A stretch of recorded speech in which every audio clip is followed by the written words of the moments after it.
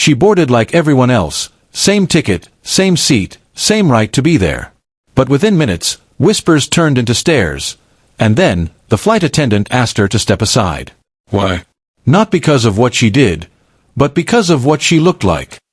What happened next silenced an entire plane, and revealed a truth far louder than any engine at 30,000 feet. This is the story of one woman's quiet defiance, a pilot's unexpected stand, and the moment first class was redefined, not by status, but by dignity. In every airport around the world, a silent storm brews behind the polished counters and the smiling flight attendants. A storm of assumptions, of prejudice, and sometimes, of redemption. Round Pushpin location, JFK International Airport, Gate C-17, New York City. It was a humid summer morning when the terminal buzzed with the usual symphony, rolling suitcases, gate announcements, and impatient sighs. Among the sea of travelers was a woman who stood out, not because she was loud, but because she carried herself with quiet grace. Her name? Dr. Olivia Bennett. A tall black woman in her early 40s, hair neatly tied back, dressed in an elegant navy blue pantsuit. No designer logos. No loud colors. Just poise. She walked toward the gate of Flight 782, bound for Los Angeles. No one knew who she was. Not the gate agent. Not the flight crew. Not the man in the expensive Rolex who stood behind her in line. But they all saw the same thing, her skin, her silence, and they assumed. Olivia scanned her first-class boarding pass and smiled softly at the gate agent. Gate agent, glancing up. "Ma'am, this is the first-class line." Olivia, gently. "I know. That's me." The gate agent hesitated. Looked again at the boarding pass. Something in her expression flickered. Confusion? Doubt. Gate agent, forcing a smile. "Oh, of course." As Olivia walked through the jet bridge, behind her, the man in the Rolex chuckled and muttered under his breath. Rolex man. She must have found that ticket on the floor. He said it just loud enough for others to hear. A few nearby passengers snickered. It was the kind of cruelty that doesn't scream. It just sneers. Inside the aircraft, Olivia moved calmly to seat 1A. She placed her laptop bag in the overhead compartment and sat down, pulling out a worn leather journal. She didn't notice the sideways glances. Or perhaps she did, but chose not to react. In seat 1B, a sharply dressed woman named Margot Hastings sat with her legs crossed and a designer purse on her lap. Late 50s, pearls, French manicure, eyes like frost. Margot, turning slightly. "Excuse me, are you sure you're in the right seat?" Olivia, softly. "Yes." 1A. Margot gave a tight smile, then leaned across the aisle to whisper to the flight attendant. Flight attendant, whispering back. "She's listed on the manifest. First class." Margot frowned, said nothing. But 10 minutes later, just before takeoff, a different attendant arrived. This one, a younger man, his voice polite but stiff. Attendant, clearing throat. "Ma'am, can I see your boarding pass again?" Olivia calmly handed it over. He studied it, looked at her, looked again, then walked to the galley and spoke with the head flight attendant. It should have ended there. But it didn't. The captain's voice came over the intercom, announcing final checks. But then, a uniformed security agent entered the cabin. He walked straight toward seat 1A. Security, stoic. "Ma'am, we need to speak with you. Can you step off the plane for a moment?" Gasps rippled through the cabin. Olivia blinked. "Olivia." "Why?" "Security. There's been a discrepancy with your ticket. We'll clear it up at the gate." She looked around. Margot was smirking. The Rolex man, now seated across the aisle, looked smug. Passengers stared. Some whispered. Passenger 3A, to her husband. "I knew something was off." Olivia stood slowly. Her voice was steady, but her eyes shimmered. "Olivia. Of course. I'll cooperate." She picked up her bag and followed the security agent down the aisle. The walk of shame. A parade of eyes. Narrator, VO. She wasn't crying. She didn't shout. But in that moment, she carried centuries of judgment on her shoulders. Back at the gate, The lead gate agent fumbled with the computer, scanning the boarding pass again and again. Gate agent, muttering. There's no issue. The ticket's valid. Fully paid. First class. The security agent turned to Olivia, his face softening. Security. I'm sorry, ma'am. Someone on board reported a suspicious passenger in first class. We were told your ticket might be fake. Olivia, quietly. And that was enough to escort me off the plane. The gate agent couldn't meet her eyes. Passengers now stared from the glass window at the gate, watching Olivia re-enter the terminal. Whispers filled the air. Someone started recording. That's when the pilot stepped out of the jet bridge. Captain Robert Marshall, mid-50s, silver hair, steely eyes. Captain Marshall, firmly. What's going on here? The security guard explained. The gate agent stammered. The pilot looked at Olivia. Captain. Ma'am, were you removed from my aircraft because of someone else's suspicion? Olivia. I was escorted off for having the wrong skin tone in the right seat. A long pause. Captain, to gate agent. Put her back on board. Gate agent. Captain, we just. Captain. Now. Then the captain did something no one expected. He picked up Olivia's bag himself and walked her back onto the plane. It was a moment. A small gesture. But one that felt colossal. As they entered the first-class cabin, the captain addressed the passengers directly. The cabin had fallen into an eerie silence as Captain Robert Marshall stood at the front of first class. Every passenger turned toward him, their earbuds paused, their conversations silenced. The atmosphere crackled with unspoken tension. Olivia stood beside him, her posture straight, her expression unreadable. The captain set her bag back in the overhead compartment, then turned to face the rows of leather seats, his hands clasped behind his back. His voice, calm but commanding, carried through the cabin without the need for a microphone. I want to address what just happened here. A few passengers shifted uncomfortably. Margot Hastings crossed her arms. The man with the Rolex looked down at his phone. This woman, Dr. Olivia Bennett, was removed from my aircraft moments ago under the assumption that she didn't belong in first class. That assumption, it seems, came not from a boarding error or a security alert, but from prejudice. Whispers rippled down the aisle. Someone gasped audibly. Others avoided eye contact. Dr. Bennett has a valid first-class ticket, paid for in full. And more than that, she holds a degree in aerospace engineering, is a published researcher in avionics systems, and has been a keynote speaker at 3 international aviation conferences. The Rolex man looked up, startled. Margot blinked. She's more qualified to fly this plane than most of us are to sit in it, he added. A wave of shame rolled through the cabin like turbulence. Some passengers looked away. Others glanced nervously at one another, as if unsure whether to apologize or disappear into their seat cushions. The pilot continued, his voice now lower, almost reflective. I've flown for 27 years. Seen all kinds of people board these planes, billionaires in hoodies, rock stars in ripped jeans, scientists in sweatpants. But I've never seen someone treated like this over a pair of assumptions and a first-class seat. He looked directly at Margot. We're going to fly to Los Angeles now. I suggest everyone fasten their seat belts and their judgment. With that, he turned to Olivia, nodded with quiet respect, and returned to the cockpit. Olivia walked slowly back to seat 1A. Her steps were steady, but her heart pounded. The moment had been public, uncomfortable, raw. She wasn't used to attention, especially not like this. As she sat down, Margot turned her head away. The Rolex man stared out the window, pretending to admire the tarmac.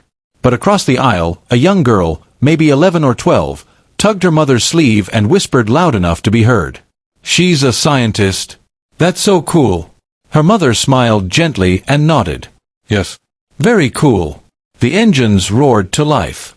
The aircraft taxied out onto the runway. As the plane climbed into the clouds, Olivia gazed out her window, trying to steady her breath. She thought of her grandmother's voice, the one who raised her in Savannah, Georgia. Hold your head high, baby. The sky don't belong to just one kind of people. She had heard that phrase every time someone told her she was dreaming too big. Too black to be an engineer. too soft-spoken to lead, too invisible to sit in seat 1A. She blinked away the sting in her eyes. After the flight leveled, the cabin lights softened. The flight attendants resumed service. One of them, a young black woman named Kyra, approached Olivia with a tray of drinks. Her voice was low, respectful. "Dr. Bennett, would you like some champagne?" Compliments of the captain. Olivia smiled warmly. "Just water, thank you." Kyra lingered for a second, then leaned down slightly. "I saw what happened. And I just want to say, thank you for handling it the way you did. You don't know how much that meant." Olivia touched her hand gently. "Thank you for saying that." Kyra moved on, but the encounter stayed with Olivia. Across the aisle, the young girl's mother leaned forward. "Excuse me, Dr. Bennett?" Olivia turned. "My daughter is obsessed with science. She wants to be an aerospace engineer. You're the first black woman she's ever seen in this cabin, let alone heard about in your field."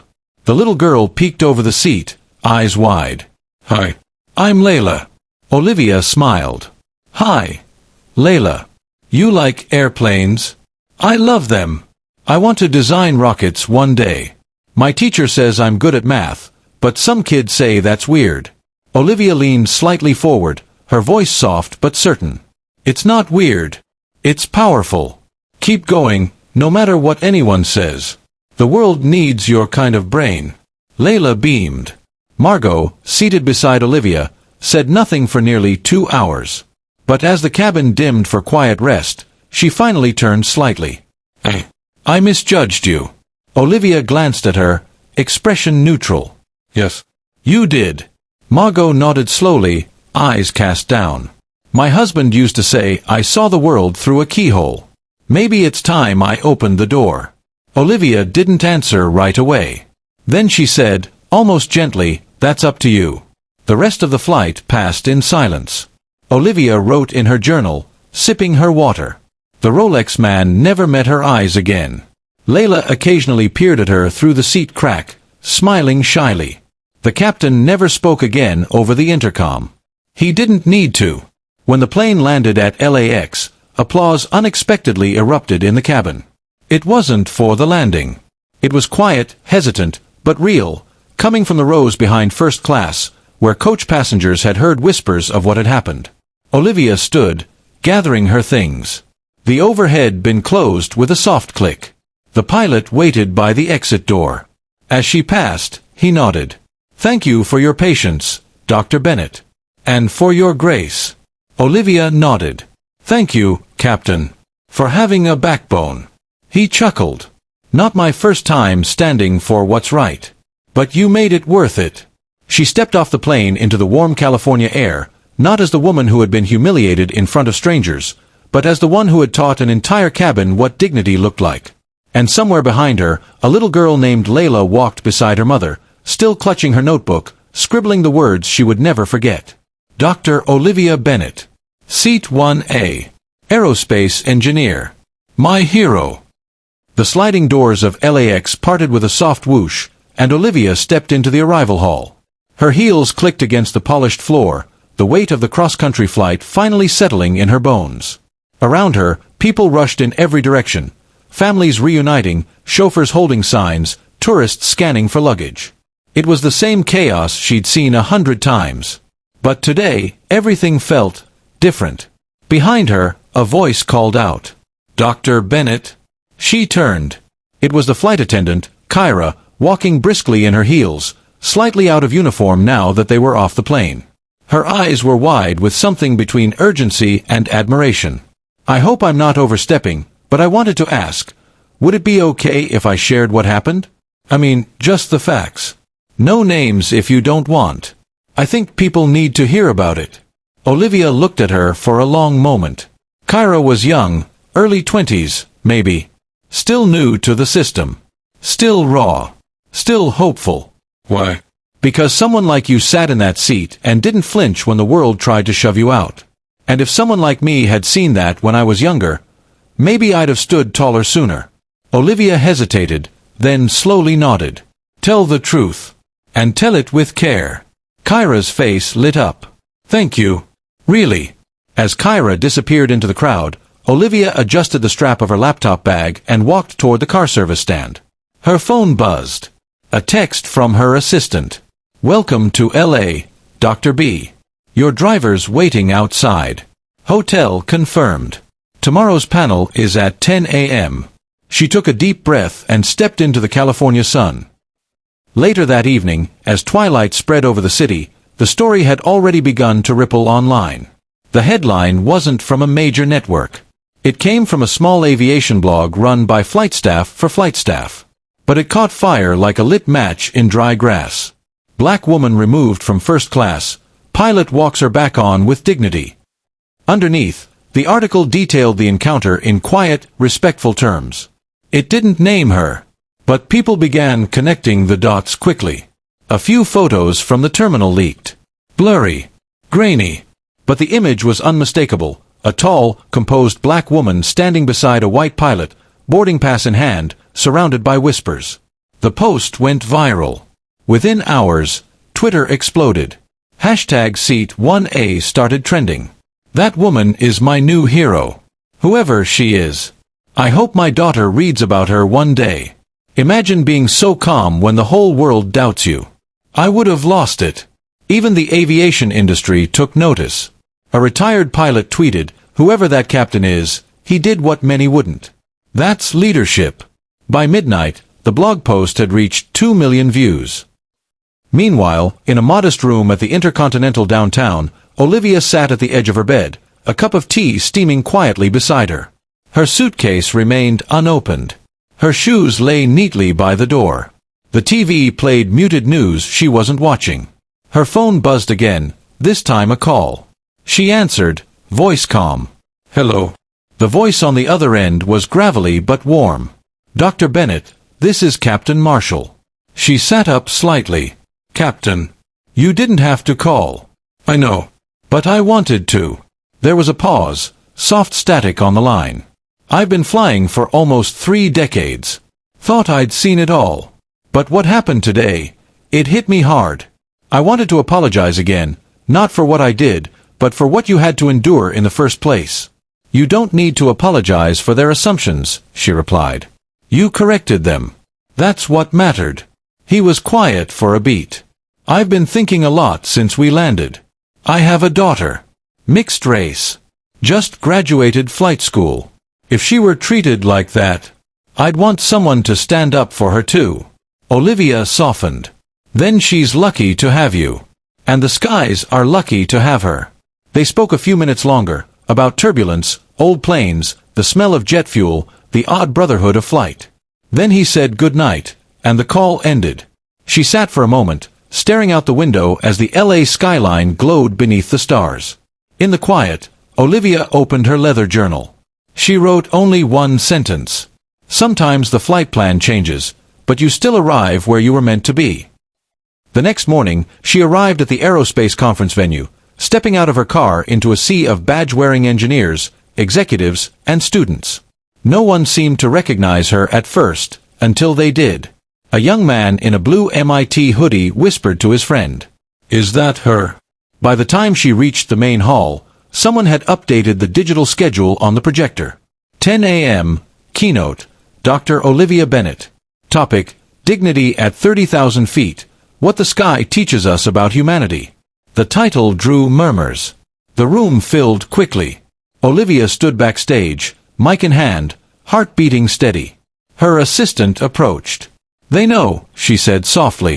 "About yesterday." The room's packed. Olivia nodded. "Let's give them more than a story." She stepped onto the stage to the quiet sound of polite applause. Her image projected onto 2 towering screens above.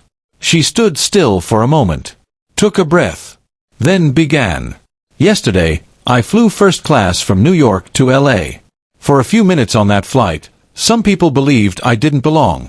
Not because of my ticket, but because of my skin." The room froze. "I want to talk about what flight really teaches us. Not just about altitude and air pressure, but about perception, judgment, the way we scan the cabin and decide, in a split second, who belongs and who doesn't." She paused. The room was silent, hanging on every word. But flight is a strange thing. You see, the higher you go, the smaller everything below becomes. The cities, the fences, even the bias. Up there, none of it matters. What matters is the soul you carry on board.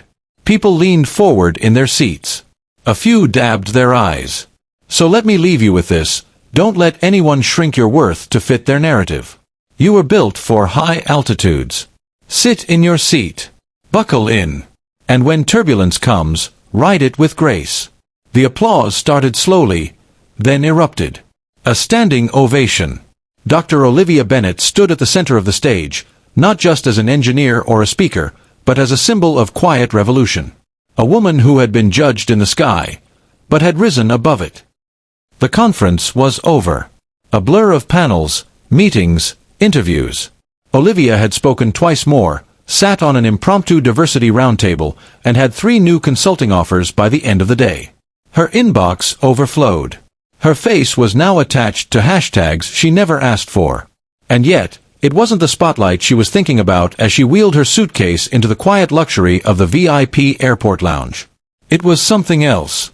She had been here before, dozens of times. Lounges that served champagne and smiled at your platinum card. But today, something about the stillness felt different. Heavier. Like walking through a room that remembered. The receptionist at the front desk looked up from her computer. "Good afternoon, Dr. Bennet. Welcome back." There was warmth in her tone, but also something else, an awareness. A carefulness. Like she knew who Olivia was now. "Thank you," Olivia replied, managing a small smile. She moved to the corner of the lounge and sat by the window, watching as the sun dipped toward the horizon. Planes taxied in the distance, coming and going like clockwork. But she noticed how people stared now. Not rudely. Not suspiciously. Just curiously. Some smiled too long. Others nodded as if silently thanking her. A few whispered to their travel companions. "That's her. The woman from seat 1A. A boy approached with his father. 10, maybe 11, his baseball cap slightly too big for his head. "Hi. My name's Malik. My dad says you're famous now." Olivia chuckled softly. "I think famous is a stretch." The father stepped forward, extending a hand. "Thank you, Dr. Bennet. I showed my son the story. He asked if black people could be pilots. Now he wants to be one." She knelt slightly so she could speak to the boy eye to eye. "You can be anything, Malik. Don't ever let a stranger tell you otherwise." He grinned, and the two walked away. Olivia returned to her seat. Her tea had gone cold. Just then, a familiar voice broke the hum of the lounge. "Well, I'll be damned." She turned. It was Margot Hastings. The same Margot from seat 1B. Dressed now in a muted green coat, no pearls, no pretense. Just a quiet awkwardness and eyes filled with something complicated. "May I?" Olivia gestured politely toward the chair across from her. Margot sat down, crossing her legs but not her arms this time. There was no smugness in her face. Only the weight of reflection. "I've been thinking about what happened. Every minute since we landed." Olivia waited. "I want to say I'm sorry. But that word feels too small for how wrong I was." Olivia watched her carefully. "I assumed things about you the second I saw you. It wasn't your seat that bothered me. It was the story in my head. The one I didn't question until I had to." Olivia said nothing. Her silence wasn't cruel, it was purposeful. She wanted Margot to sit with her own words. "My husband was in the Navy," Margot continued. "He used to say that the most dangerous bias is the one we don't know we carry." "And yet you carried it," Olivia said softly. "I did." There was a long pause. "Why now?" Olivia asked.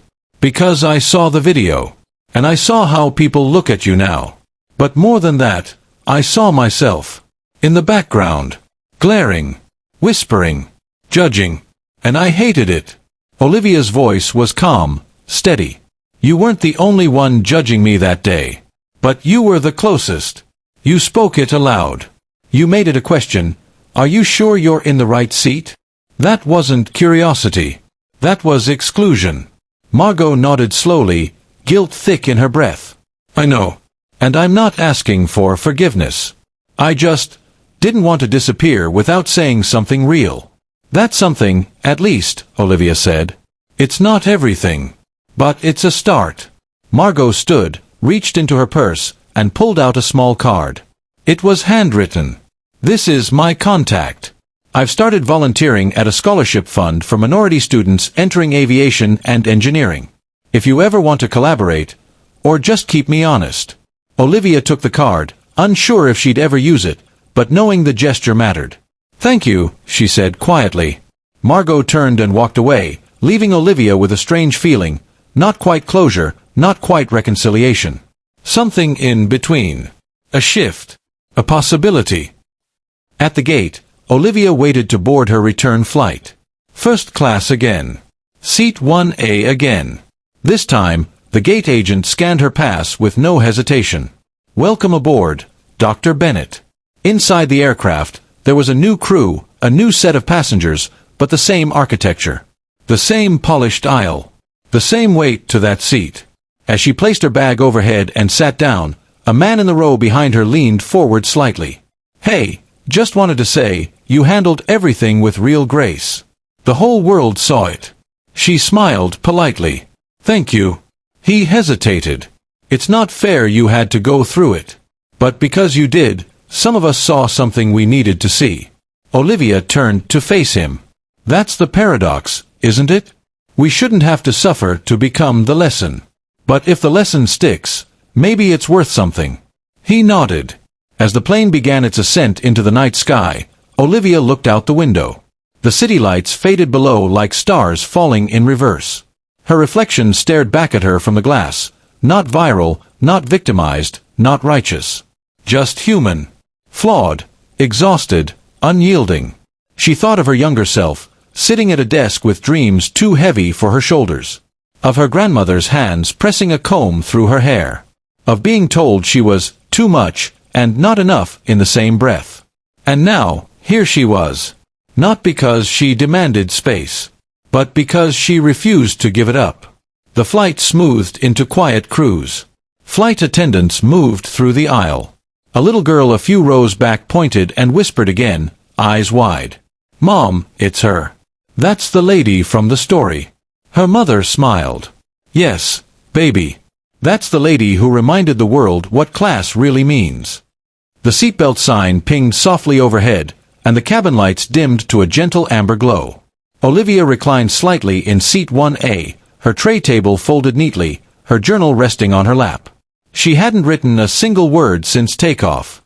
Not yet. She was still processing it all, the attention, the articles, the messages, and even the silence. That kind of silence, the one that follows loud injustice, often feels like it might swallow you whole. But tonight, it felt different. It felt earned. Like the eye of a storm had passed, and she was still standing. She thought of something her mentor had once told her in graduate school. There are moments in life when the world holds up a mirror. You don't always get to choose what it reflects. But you do get to choose how you respond. That mirror had been held up high and wide. And the world had watched. Her phone buzzed gently in her purse, pulling her out of her thoughts. She checked it. Another message. She had been getting them in waves since the conference. Emails from girls, parents, teachers, reporters, even strangers. Some offered praise, others their own stories. Most just wanted to say they saw her. But this one made her pause. It was from a woman named Clarice Owens, a black commercial pilot for a regional airline. Olivia had met her once, years ago at a STEM mentorship event in Atlanta. Clarice had been a rookie then. Unsure. Dreaming. And now, she wrote, Dr. Bennett. You probably don't remember me. But I remember you. You once told me, you're not breaking into an industry. You're expanding it. Well, today, when I sat in my cockpit and saw your face on the terminal TV, I realized how much that meant. We don't just belong. We've always belonged. They just forgot to look. Olivia read the message twice. Then a third time. She swallowed hard. Her throat tightened, but no tears came. She finally opened her journal and wrote just one word. Legacy. 2 rows back in the same cabin, a young woman sat watching her phone. She was quiet, early 20s, in jeans and a hoodie. Her earbuds were in, but her eyes weren't on the screen. They were locked on Olivia. Her name was Amira, a journalism student from UCLA, heading back from a visit with her family in New York. She hadn't been on social media much in the past few days. But once she saw the story trending, she realized the woman sitting a few feet away from her wasn't just any passenger. She was that woman. The woman who had faced prejudice and kept her poise. The woman whose name had become a metaphor for grace under fire. She opened her notes app and began typing. Not for an assignment. Not for her professor. Just for herself. She didn't yell. She didn't protest. She simply existed with too much dignity for a world that tried to question it. And in that existence, she made others look at themselves. That's power. That's what justice looks like when it wears a navy blue suit and refuses to apologize. Back in seat 1A, the captain's voice broke through the quiet. Ladies and gentlemen, we'll begin our initial descent into New York shortly. Current temperature on the ground is 64 degrees. Clear skies. We thank you for flying with us today. Olivia looked out the window. City lights shimmered below, tiny clusters of brightness pulsing against the blackness. She could almost trace the skyline by memory. Her city. Her roots. As the plane dipped lower, her thoughts drifted to the next steps. Tomorrow she'd be on another call with a non-profit pushing to bring STEM to underserved neighborhoods. Next week, she'd join a podcast about representation in aviation. The world had noticed her now, but she wouldn't let that attention stop at her name. It had to move. It had to do something. She wasn't just a symbol. She was a conduit. She had lived through the insult. Now she would turn it into action. The wheels touched the runway with a soft bounce, and the plane slowed to a glide. As they taxied toward the gate, Olivia reached down, slid her heels back on, and gathered her things. The flight attendants made their final announcements, passengers unbuckled their belts, and overhead bins began to open with a chorus of metallic clicks. As Olivia stood, a middle-aged white man from business class stopped beside her in the aisle. His expression was humble, unsure. "Excuse me. I just wanted to say thank you." She tilted her head. For what? For staying composed. For saying something without shouting. "My daughter's 13. She saw the video. She looked at me and asked, 'Would you have done the same thing if that were your flight?'" His eyes held shame, but also gratitude. "And I didn't know how to answer," he added. "Maybe now you do," Olivia replied. He nodded slowly and moved on. As she walked off the plane, Olivia was greeted not by reporters or cameras, but by something quieter, gentler. The gate agent from her departure days earlier, the one who had hesitated when she first tried to board first class, stood waiting. This time, her posture was upright, her eyes direct. "Dr. Bennett." Olivia stopped. "I owe you a personal apology. I hesitated before. I made a judgment I shouldn't have. It's not easy to admit that, but you deserved better." Olivia's expression didn't shift immediately. She studied the woman's face. Her sincerity. Then she nodded. "Thank you. Growth is never easy. But it matters." They exchanged a quiet look. The kind that said more than words ever could. Then Olivia turned and continued down the terminal. Outside, the night was cool, the breeze crisp. A black town car waited at the curb. The driver stepped out and opened the door. Before getting in, Olivia paused. From somewhere nearby, a teenage boy whispered to his friend, "That's her." She looked back at them, offered a nod, then slipped into the car. As they pulled away from the airport, the driver looked at her in the mirror. He didn't ask for a photo or an autograph. He just said, "I showed my daughter your story. She wants to be an engineer now." Olivia smiled, her voice calm.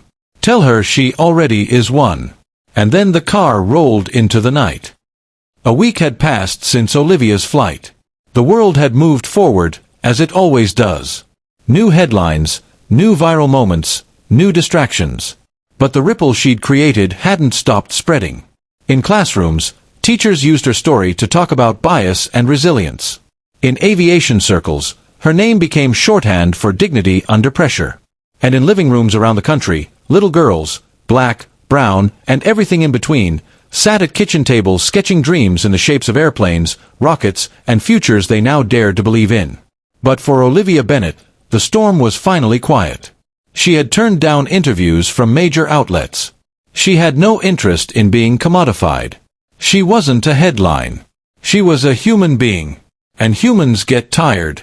On a cool Sunday morning, she returned to the one place that had always made sense to her. The skies. She wasn't flying commercially this time. She was back at the small regional airfield outside the city. A quiet hangar where her old friend and instructor, Mr. Alden, kept a modest Cessna 182. The man was in his 60s now, his white beard trimmed, his hands calloused from years of work. He saw her from across the hangar and grinned. "Well, look who the wind blew in." Olivia smiled and walked over, wrapping him in a hug. "I needed to be back here. Just for me. No cameras. No crew. No commentary." He nodded, resting a hand on her shoulder. "The air is honest up there. No judgment.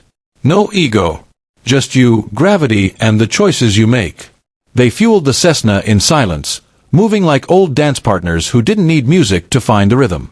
Once airborne, Olivia took the controls, and the little plane lifted gently into the open blue. The world shrank beneath them.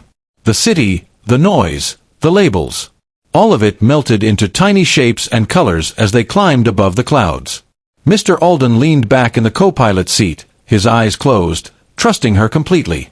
"You always did fly with a kind of quiet fire," he said over the headset. "I had to. The loud kind gets misunderstood." She banked the plane slightly, feeling the familiar resistance, then the smooth glide. The sky welcomed her like it always had. For 20 minutes, they flew in peaceful silence. Then Olivia spoke again, her voice softer now. "You know, I didn't set out to make a statement. I just bought a seat." "Sometimes that's the loudest statement of all," Alden replied. "Sitting where you belong, especially when others think you don't." They flew in companionable silence again, until the sun began to dip low on the horizon. Warm amber light flooded the cockpit. Olivia turned the plane toward the airstrip. "Landing feels different now," she said. "How so?" "Because now I know there's a little girl somewhere who saw me get back on that plane, and now she won't hesitate when they call her name at the gate." Alden smiled. "And one day, she'll land her own plane, look out the window, and think, 'Dr. Bennet did this. Now it's my turn.'" Later that evening, Olivia returned home to her apartment in Harlem. The doorman nodded as she entered. "Evening, Dr. Bennet. You've been on my niece's vision board all week." She smiled. "That's a first."